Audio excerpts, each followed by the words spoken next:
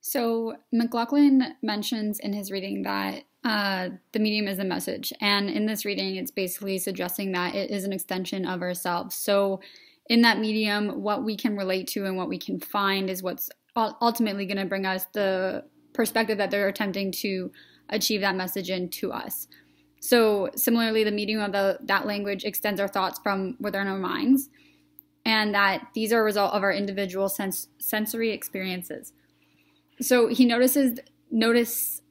noted that there is a key message in this change, and it's between a ground and a figure. And these grounds and figures are things we do notice and things we don't notice. So he states that the change of scale or pace or pattern of a new invention or innovation introduces us into different human affairs. So it's not the content use of the innovation, but it's the change in the interpersonal dynamics that it brings with it.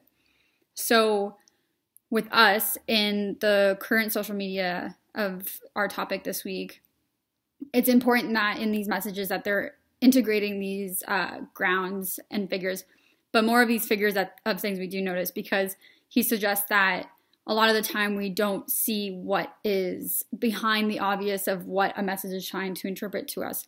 And Hall said that that's an issue in the pop culture because we're kind of not seeing the full intended message of the communicated idea. So he warns us that we are distracted by content of a medium rather than the message, which I just finished summarizing, and that typically the content of that medium blinds us to the character of the medium. So I just wrote my paper on the issue with Gillette and how based on different experiences, we are going to perceive different things. So there's a lot of backlash, and then there's a lot of support based on like me having a different experience than somebody else. And that in this social media age, that's what's key in noting the medium of the message.